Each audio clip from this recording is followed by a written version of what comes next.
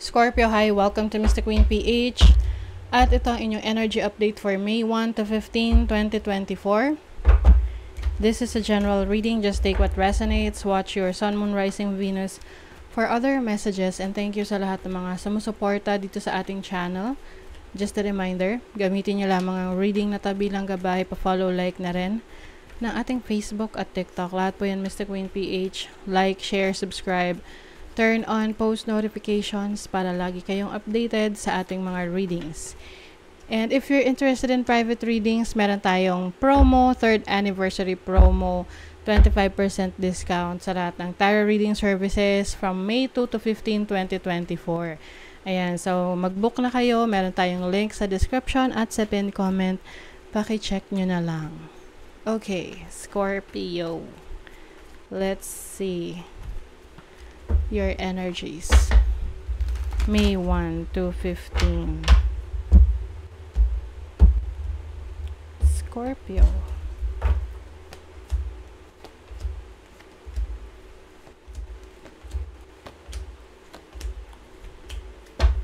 Oh, okay. So, overall energy ninyo, Scorpio, is the Magician. Ayan. So, manifestation energies. Maaring meron kayong tinatrabaho ngayon, minamanifest na mga goals ninyo sa buhay, and you are really working on it, no? Kumbaga, gumagawa ka rin ng paraan to make things happen. Some of you, you are stepping into your own power. Maaring meron kang mga ina-upgrade sa sarili mo. Sa setup mo, may ina-upgrade ka. Halimbawa, content creator ka, nag-upgrade ka ng mga equipment mo in creating your contents.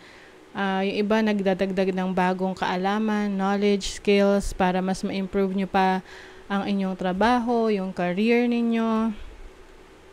And also, you are networking, no? Mas marami kang friends, connections ngayon na makakatulong sa yung pag-unlad. Your challenge is the 10 of Swords. So, meron kang kailangan ng tapusin na situation na nagpapahirap sa'yo. Pero, yung iba, you're still holding on to it. Tinatry mong ayusin, pero mukhang papunta na to sa ending, no? Pwedeng relationship to or a toxic career, toxic situation with someone. Pwede kasing, masyadong maraming binibigay na sa'yo na problema nito. So, ang challenge mo is paano ka bibitaw, paano mo na i-let go yon para may bago na, no? May new beginnings na for you. Ending a tough cycle. So, your opportunity is the Star. The Star is Aquarius energy. So, maaring may mga pangarap ka, no? Na bibigyan mo na ng focus, ng attention. And this is also about healing. So, maaring you're going to heal from your past. You're going to heal doon sa painful situation na kailangan mo nang i-let go. Dahil yun yung magpapagaan sa buhay mo. Napansin nyo ba? Ewan ko kung na-experience nyo na yan. Na the moment na may nawala sa buhay ninyo, like the person, sa ibang kahit anong paraan, na nawala yung tao na yan sa buhay mo, gumaan yung buhay mo after nun. Okay? Let's say, breaking up with someone. Yung cutting off connections with someone. Or even death, no? This person, nawala siya dahil namatay. Ganon. There are times na nakagaan pa sa buhay mo yung nangyari na yon. Oo. I think hindi lang I think lahat, actually kahit hindi lahat, but I think people experience that. Kasi yung energy ng tao na yon, that's the energy that is holding you back. Yun yung pumipigil sa'yo from freedom, from exploring other opportunities. So, mas gumagaan. And I feel like some of you, yun yung may experience ninyo. The moment na mag-let go kayo. And then, you have the Justice card as your blessing. So, ito ay hustisya na makukuha ninyo. Yung iba, kung meron kayong mga court cases, mga laban, no? Makukuha nyo yung justice na dinideserve nyo. Or even yung karma. Kasi ang karma can be good, can be bad. So, kung sino man yung may naggumawang kalokohan sa inyo, mali sa inyo, kakarmahin. Ganon. And maari ring, this is about bringing balance into your life. Na kung dati medyo magulo yung buhay mo, hindi mo siya ma-manage ng maayos, ngayon, masisaayos mo na siya. Meron kang maisisettle. Meron kang magagawa ng paraan. So, for your money, career, finances, you have the Two of Swords and the Three of Wands. Meron kayong major decision sa trabaho, career, or business ninyo para mas lalo nyo mapalago yung inyo pang mga plano sa buhay. For example, meron kang trabaho, meron ka ring negosyo. Tapos, itong negosyo mo, malaki yung potential niya na mas lumago. Kaya lang, wala kang masyadong oras dito dahil may iba ka pang commitment, which is yung trabaho mo.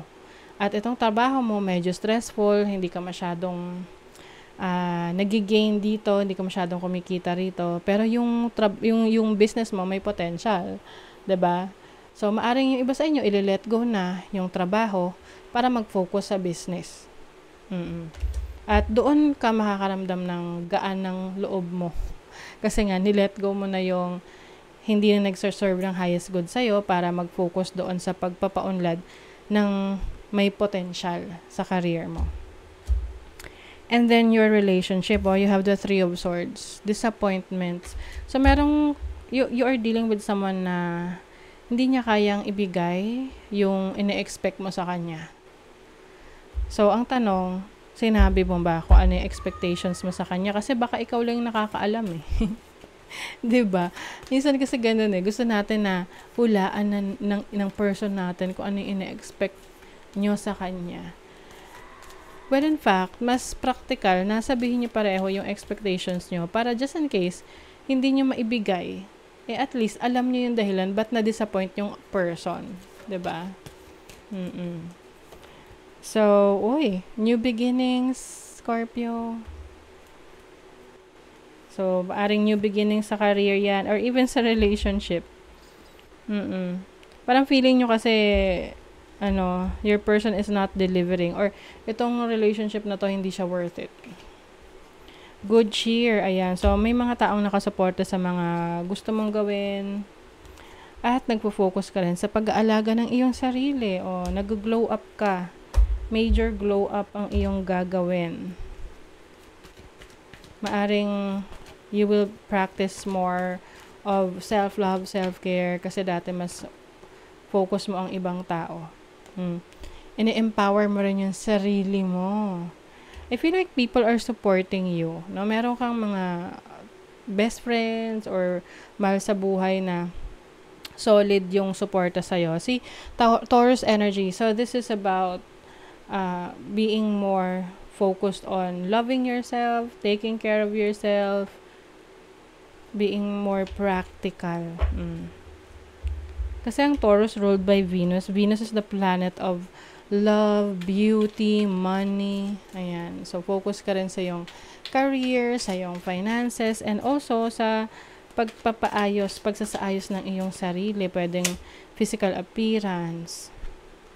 A meeting with a stranger could be important. O, meron kang ka-meet up. Pwedeng sa negosyo yan. Or someone who will help you sa challenges mo. May love. Baka may bagong love. Baka meron kayong ma-attract na person na makikilala nyo somewhere.